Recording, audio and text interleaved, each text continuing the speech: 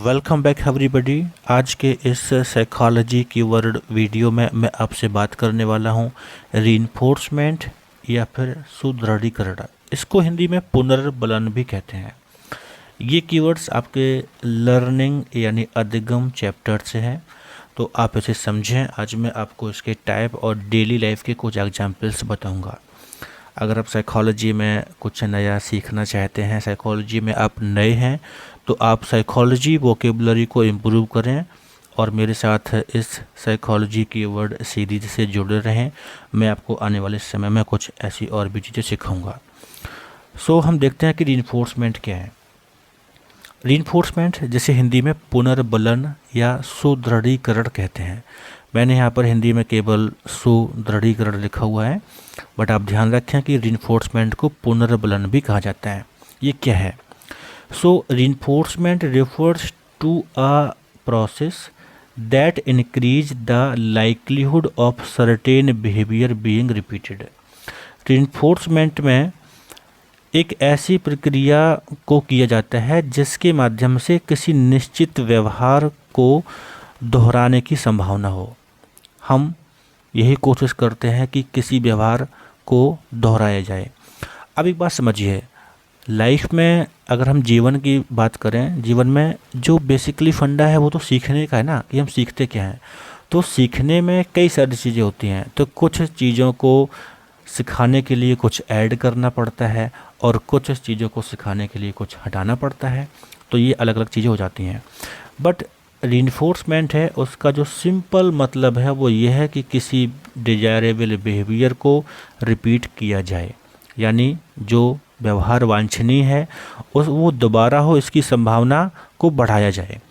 अब देखिए यहाँ पर लिखा हुआ है, the goal of reinforcement is to strengthen and increase the likelihood of a desired behaviour. जो बात मैंने अभी कही थी वही बात लिखी हुई है, यानी सुदृढ़ीकरण का लक्ष्य भविष्य में वांछित व्यवहार को दोबारा घटित होने की संभावना को मजबूत करना, बढ़ाना है। जैसे हमको पता है कि अगर बच्चे पढ़ाई करते हैं और वो जो पढ़ाई है वो अच्छी हो, बार बार हो, वो बार बार पढ़ाई करें और अच्छा पढ़ाई में स्कोर करें, तो हम कुछ ऐसे काम करेंगे कि बच्चे अच्छे से पढ़ाई करें।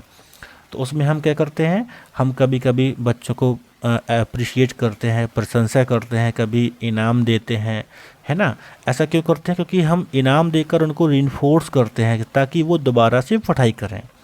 जैसे मान लीजिए कोई गेम होता है, तो गेम जब खेला जाता है तो गेम में क्या होता है कि जब एक स्टेज क्रॉस कर लेते हैं तो कुछ कॉइन्स मिल जाते हैं, कुछ पॉइंट्स मिल जाते हैं, और जब फिर नेक्स्ट स्टेज आती है तो फिर से पॉइंट्स मिलते हैं और पॉइंट्स मिलते हैं।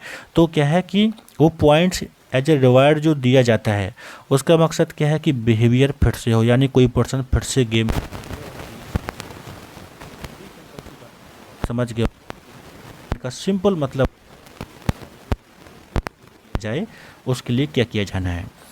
अब हमें ध्यान रखना है कि इसमें दो टाइप आ जाते हैं या फिर दो तरीके होते हैं जिसके माध्यम से बिहेवियर को दोबारा होने के चांस को बढ़ाया जा सकता है।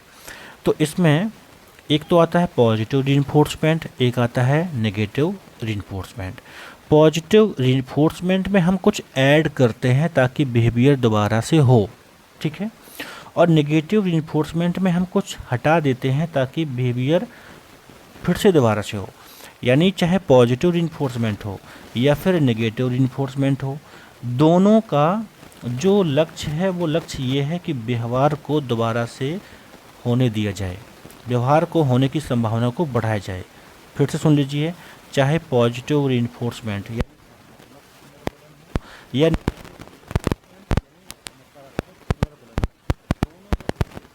कि किसी स्पेसिफिक बिहेवियर को दोबारा होने के चांस को बढ़ाया जाए।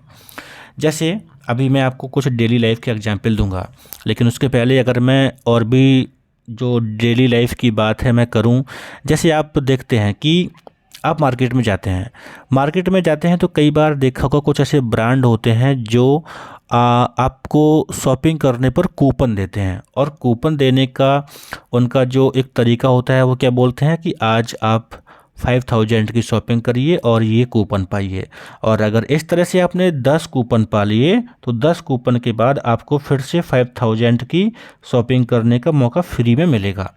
तो फिर क्या होता है, यानी ब्रांड ने पहले आपके शॉपिंग करने पर 1 कूपन दिया, इस बार 10 शॉपिंग करने पर 10 कूपन दिए, तो उसका पर्पज़ तो यही था ना कि आप बार बार आके उसके यहाँ पर शॉपिंग करें, यानी शॉपिंग करने के व्यवहार को बढ़ाया जाए, ठीक है ना।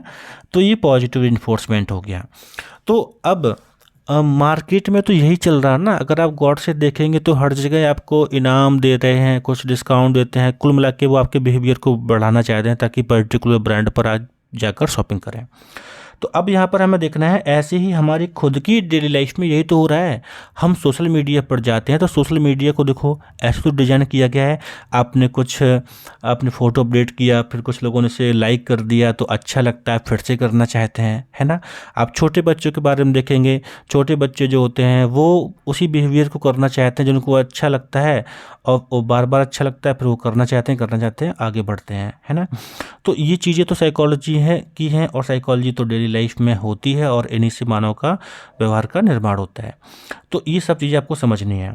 अब हम आगे बढ़ेंगे और देखेंगे कि डेली लाइफ में एग्जाम्पल्स क्या हैं। जैसे यहाँ पर लिखा है, कक्षा में अच्छा प्रदर्शन करने वाले छात्र की प्रशंसा करना, ठीक है, ताकि वो फिर से अच्छे से पढ़ाई करे।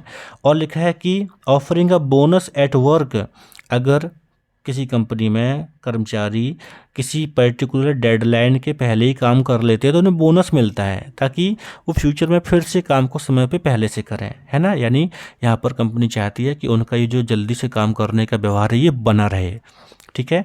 किसी स्टोर पर बार बार खरीदारी करने पर डिस्काउंट कूपन प्राप्त करना, ये सब क्या है, ये सब साइकोलॉजिकल ट्रिक्स हैं, और ये बेसिकली रिइंफोर्समेंट के अंतर्गत आती हैं। तो आप साइकोलॉजी के बेसिक कॉन्सेप्ट को समझ के ज़िंदगी के आसान जो तरीके हैं वो भी समझ सकते हैं।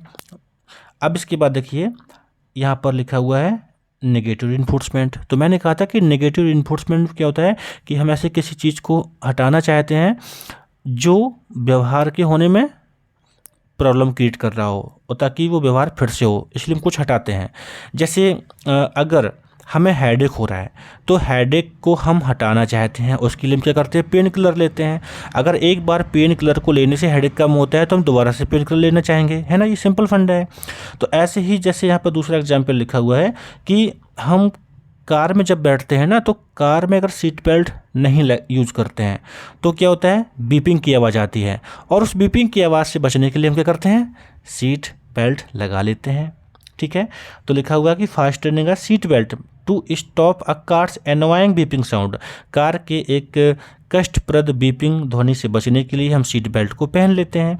तो यहाँ पर जो पर्पज़ क्या था कि आप सीट बेल्ट को पहने, और इसलिए एक जो एनोइंग नॉइज है, कष्टप्रद ध्वनि है, उसको ऐड किया गया साथ में, और वो जब भी आवाज़ करती, जब भी सीट बेल्ट आप नहीं लगाते हैं तो उससे बचने के लिए क्या करते हैं, आप सीट बेल्ट लगा लेते हैं।